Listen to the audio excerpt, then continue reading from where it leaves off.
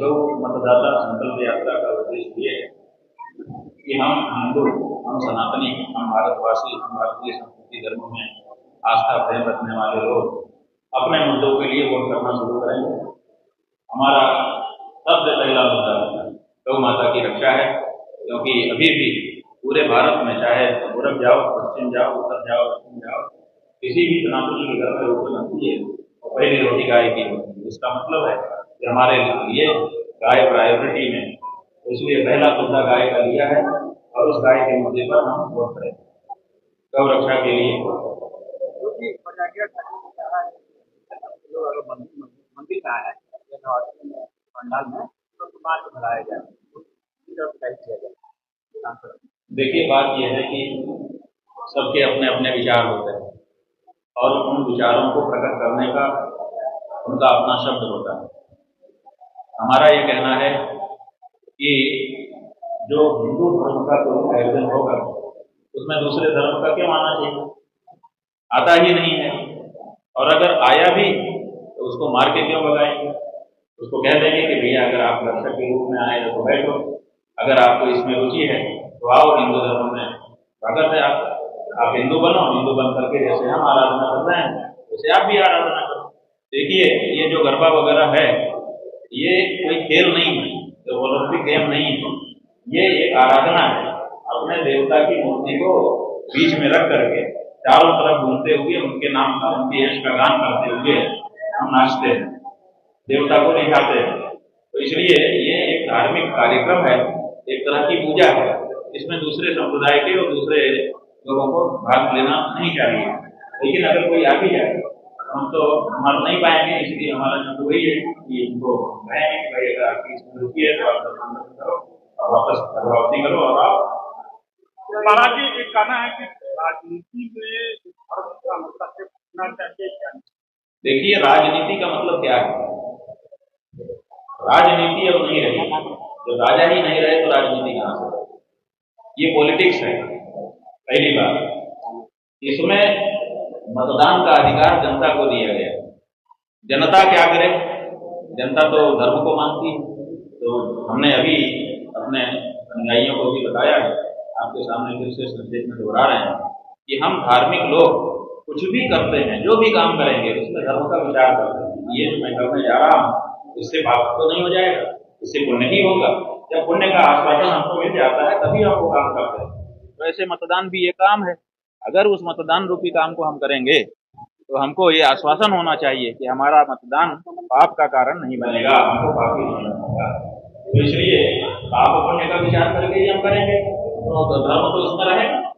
आपने एक इंटरव्यू में बताया है प्रधानमंत्री नरेंद्र मोदी धार्मिक है और उनसे हमेशा कई मुद्दों पे मतभेद होता है, कई मुद्दों पे कटाक्ष होता है, तो उसके विषय में आपको क्या कहना है?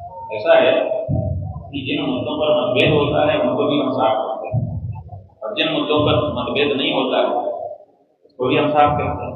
जैसे गाय के बारे में उन्होंने पूरे देश को बड़ी आशा जगा दी थी अपने वक्तव्यों से। ऐसा लगा था कि ये व्यक्ति आया तो हत्या तो बंद होगी ही, बाकी कुछ काम हो चाहे ना हो। उनके वक्तव्य आप पुराने सुनिए, आज भी अगर सुनते हैं ना तो रोमांच होता है। लेकिन 12 साल तक बड़ा लंबा समय होता है, कम लोगों को ये मौका मिलता है। उस समय भी अगर पूरी हनक के साथ सत्ता में वो रहे और गौ मांस को, गौ हत्या को रोक नहीं सके, रोकना तो दूर कम नहीं कर सकते बल्कि बढ़ावा दे दिया, तो इससे पता चलता है कि उनकी कथनी में और करने में जमीन आसमान का अंतर है। तो इस बारे में उनके हम आलोचक हैं, हम बिल्कुल पसंद नहीं करते हैं। हमको लगता है कि उन्होंने हिंदू जनता को धोखा दिया। बात यह है कि हिंदू राष्ट्र की बात नहीं है, पहले हम हिंदू तो बने। गौ हत्यारी पार्टियों का वोट देते चले जा रहे हैं और अपने आप को हम हिंदू भी कहते चले जा रहे हैं।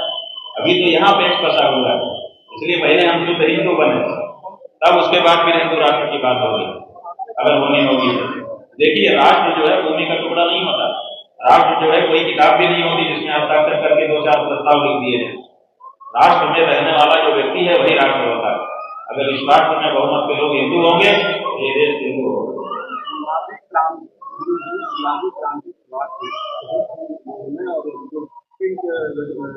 रेवोल्यूशन उसमें ऐसा लगता है नर्सरियाँ हैं, वोटर हैं, उनसे मामले सुनने के पहले उनको अंदर किया, उनको समझाया जाए क्या समाधान है। देखिए, हम तीन मोर्चों पर काम कर रहे हैं गौ रक्षा के लिए। पहले तो 33 कोटि गौ माता था भैया आपको बताऊं कि 33 करोड़ लोग अगर गाय के लिए वोट देने चलेंगे, वो 33 करोड़ वोट कोई भी राजनीतिक दल छोड़ना नहीं चाहेगा, कहेगा कि ये वोट हमें मिले। तो कोई न कोई राजनीतिक दल आएगा और कहेगा कि मैं तो ये करूंगा। तो पहले तो उनके लिए ये लोग प्रकट कर रहे हैं, पैदा कर रहे हैं। और रामाधाम का निर्माण हर विधानसभा में पहले चरण में हर विधानसभा में एक रामाधाम बना रहे हैं, आदर्श गौशाला, जिसमें हमारे शुद्ध देशी नस्ल की गौ माता बड़े प्रतिष्ठा पूर्वक जीवन में रहेगी। तो उसका भी निर्माण के लिए कार्य हम कर रहे हैं। और तीसरे 3600 से ज्यादा बूचड़खाने हमारे देश में हैं, जिनको गाय काटने का लाइसेंस भारत सरकार ने और प्रदेश की सरकारों ने दिया हुआ है। तो हम उनको नोटिस देने जा रहे हैं कि आप हमारी गाय को काटना बंद करिए, अन्यथा हम लाइसेंस की परवाह नहीं करेंगे, क्योंकि ये सीधे हमको अर्थ लगा। और उनको नोटिस देंगे, रिमाइंडर देंगे, और फिर हमने कहा है कि हम धावा बोलेंगे उनके कि आप बंद करो, नहीं तो हम जैसे हमारी माँ को तुम काट रहे हो, वैसे हम तुमको काटेंगे। बिल्कुल साफ बात है, माँ की हत्या हमारे सामने हो, कोई भी बेटा स्वीकार नहीं करता, और हम सब लोग माता के बेटे। अरे होता रहे विरोध, अच्छे काम का विरोध सदा से होता रहा। गाय की रक्षा के लिए विरोध की कौन परवाह करता है? जब प्राण की परवाह नहीं है तो विरोध की परवाह। राजनीतिक दल करते रहे विरोध। राजनीतिक दल भटक गए हैं। कैसे भटक गए हैं? राजनीतिक दलों को बहुसंख्यक लोगों की भावना के अनुरूप शासन करना चाहिए। देश की बहुसंख्यक जनता चाहती है कि गौरक्षा हो, तो फिर भारत के नेता क्यों नहीं करना है? इसका मतलब कि बहुसंख्यक आवाज को आप दबा रहे हैं, बहुसंख्यक जनता की आकांक्षा को आप नहीं सुन रहे हैं, जो कि गलत है। मौजूदा दौर पर कोई पार्टी है? अभी कोई पार्टी नहीं है। हम हर पार्टी के दरवाजे गए, जाकर के सबसे हमने बात की, सबसे पूछा कि साहब बताओ आप गाय के पक्ष में हो कि विपक्ष में? तो कोई बोल नहीं रहा। और हमने पहले ही कह दिया था कि अगर आप नहीं बोलोगे तो हम अवधारणा निकाल लेंगे कि आप हत्या के पक्ष में हो। तो इसलिए कोई पार्टी अभी तक बोली नहीं है। 2 पार्टियां हमारे पास अभी बिहार में आई हैं। एक है राष्ट्रीय सनातन पार्टी, जो कि कभी भी कोई अभी विधायक सांसद उनका कोई जीता नहीं है, और एक आई है अखिल भारतीय जनसंघ आरा में, उसके अध्यक्ष राष्ट्रीय अध्यक्ष हमसे मिले थे। उन्होंने कहा कि हमारी पार्टी गौ रक्षा के लिए प्रतिबद्ध है। इन 2 पार्टियों, वो जनसंघ जो है वो पुरानी जनसंघ है जो अभी भी जीवित है। जब उसका 77 में विलय हो रहा था तो बलराज महतो ने अपने को अलग कर लिया था कि हम नहीं विलय होंगे। वो धारा जो है अभी भी जनसंघ के रूप में है। वो कह रहे हैं कि हम गाय की हत्या के विरोध में हैं। तो 2 पार्टियां आई हैं, लेकिन इस समय उनकी जो राजनीतिक धरातल पर ताकत है वो बहुत कमजोर है। कोई ऐसी पार्टी जो सत्ता में हो या सत्ता में जाने की संभावना रखती है, अभी तक आगे नहीं आई। नहीं, हम तो प्रत्याशी देना, देखिए अभी आपने देखा सैकड़ों लोगों ने यहाँ पर संकल्प लिया कि हम गाय के प्रत्याशी को वोट देंगे। अब जिस दिन वोट होगा उस दिन ये किसको वोट देंगे? इसलिए कोई तो गाय का प्रत्याशी होना चाहिए। अब अगर कोई पार्टी आके कहती है कि हम हैं, तो ये सब उनको वोट देते, लेकिन अब वो तो कोई कह नहीं पा रही। ऐसी परिस्थिति में ये वोट किसको देंगे? अब हमारी मजबूरी हो गई, क्योंकि संकल्प हमने दिलाया। तो अब हमारी मजबूरी है कि हम कोई न कोई प्रत्याशी उनको उपलब्ध कराएं, ताकि ये उसको वोट दे करके गौ रक्षा का संतोष प्राप्त करें। तो इसलिए हर विधानसभा में किसी न किसी को तो गाय के लिए हमको खड़ा करना ही पड़ेगा। समाज में वैसे में राजनीति के माध्यम से बात तो उसको किस तरह से देखा जाए? नहीं, ठीक है, राजनीति भी एक विधा है। जब हम हर पटल पर जाकर के अपनी बात कर रहे हैं, तो राजनीति वाले पटल को क्यों छोड़ दे रहे हैं? उस पर भी हमको अपनी बात कहनी चाहिए। क्योंकि जो लाइसेंस, देखिए हम जब यहाँ आए थे तो यहाँ की किसी राजनीतिक पार्टी के एक तिवारी जी हैं, उन्होंने वक्तव्य दिया कि गाय को राजनीति का विषय नहीं बनाना चाहिए। तो हमने उनको कहा था कि गाय को राजनीति का विषय पहले हमने नहीं बनाया, आपने बनाया। गाय को काटने का लाइसेंस किसने दिया? किसी पार्टी ने ही सरकार में जाकर के दिया ना। गाय को काटने वाले कतलखानों को सब्सिडी कौन दे रहा? कोई पार्टी ही तो संसद में जाकर के दे रही है। और अपनी राजनीति चमकाने के लिए तो हत्यारी जो कंपनियां हैं उनसे चंदा कौन ले रहा है? राजनीतिक दल ही तो ले रहे हैं। तो पहले आपने राजनीति को गाय को राजनीति का विषय बनाया, हम तो गाय की रक्षा के लिए राजनीति को विषय बना रहे हैं, गाय को मारने के लिए नहीं। आप लाइसेंस कैंसिल करिए, हम वापस हो जाएंगे। राष्ट्रीय स्वयंसेवक संघ और उसके जितने भी अनुसांगिक संगठन है उनका जो पत्र होता है उस पत्र के समाप्ति पे एक शांति पाठ होता है जिसमें गौ रक्षा बंद हो, गौ रक्षा गौ हत्या बंद हो, इस तरह के तमाम ऐसे उद्घोष हैं जिनको लगाया जाता है। तो वो इस तरह के काम करते हैं और उससे आज तक अभी तक कोई कानून नहीं बनाया गया। या क्या कारण है कि क्या राजनीतिक व्यवस्थाएं हैं? देखिए, बात यह है कि आप जिस संगठन का नाम ले रहे हैं उस संगठन के बहुत बड़े पदाधिकारी हैं, उनका नाम है मनमोहन वैद्य। उसके रिकॉर्ड ऑनलाइन आपको सोशल मीडिया पे मिल जाएंगे, आप खोज लीजिएगा। उन्होंने प्रेस कॉन्फ्रेंस में कहा कि हम किसी के खान पान पर रोक नहीं लगाते, हमारे 30,000 स्वयंसेवक गाय मांस खाते हैं और हम किसी के खाने पीने पर रोक नहीं लगाते। तो जब उनके गाय को पूजने वाले भी उनके स्वयंसेवक हैं और गाय को खाने वाले भी उनके स्वयंसेवक हैं, तो आप समझ लीजिए कि वो कैसी संस्था होगा।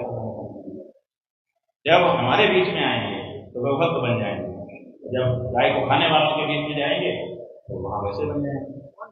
ये क्या होता है? ये क्या चरित्र होता है? चरित्र वो है जो किसी एक पक्ष में खड़ा रहता है। हम स्वागत करेंगे उस व्यक्ति का जो कहे कि हम तो गाय को खाते हैं, कम से कम साफ तो बोल रहा है। ये तो उससे भी नीचे है। आप देखिए, इनके चित्र आते हैं, गाय को बच्चे को हाथ में लिए ऐसे ऐसे बुलाते हुए, कभी उसको माला पहनाते, कभी उसको साड़ी पहनाते। क्या है? तो वक्त अपने को दिखाते हैं, कभी चारा खिलाते हुए, और एक्सपोर्ट बढ़ता चला जा रहा है, लाइसेंस बढ़ते चले जा रहे हैं, सब्सिडी बढ़ती चली जा रही है। ये क्या है? ये दोहरा चरित्र है। ये दोहरा चरित्र अस्वीकार है। आप एक पक्ष में खड़े हो जाइए, दुरंगी छोड़ दे, एक रंग हो जा, सरासर मौन हो जा, संत दुरंगी नहीं करेगी। आपको किसी एक पक्ष में खड़ा होना है, या तो इधर या तो उधर, या तो आप गाय के प्रेमी हो या तो गाय के हत्यारे। आपको परिभाषित होना होगा कि आप क्या हो। अब हम वो लाइन खींच रहे हैं जिस लाइन से पक्का पता चलेगा कि कौन गाय के पक्ष में है और कौन गाय के विपक्ष में, क्योंकि देश की जनता को ये पता होना चाहिए। देश की जनता की आंखों में धूल झोंकी जा रही है, गाय को काटने वाले लोग भक्त बनकर के घूम रहे हैं, तो नहीं चलेगा। आज के दौर में एक नया ट्रेंड चला है, आई लव मोहम्मद की वजह से सार्वजनिक स्थलों के लोग लेकर इसको लेके एक आशा पैदा हो रही है। ऐसा है कि जो देश की वास्तविक समस्याएं, उन समस्याओं से ध्यान भटकाने के लिए ये फुलझड़ियां, ये उनके एक विंग है, ऐसी फुलझड़ियां तैयार करता है और वो जरूरत पर चला देता है, और फिर बाकी लोग इसमें लग जाते हैं और जो मूल समस्याएं हैं उनसे ध्यान भटकते हैं। तो ये आई लव मोहम्मद, ये उसी तरह का एक मामला है कि मूल समस्याओं से जनता का ध्यान भटकाने के लिए खेल खेला जाता है या तो जो लोग जनता को वास्तविक समस्याओं से रूबरू नहीं होने देना चाहते वो लोग, ठीक है। और दूसरी बात यह है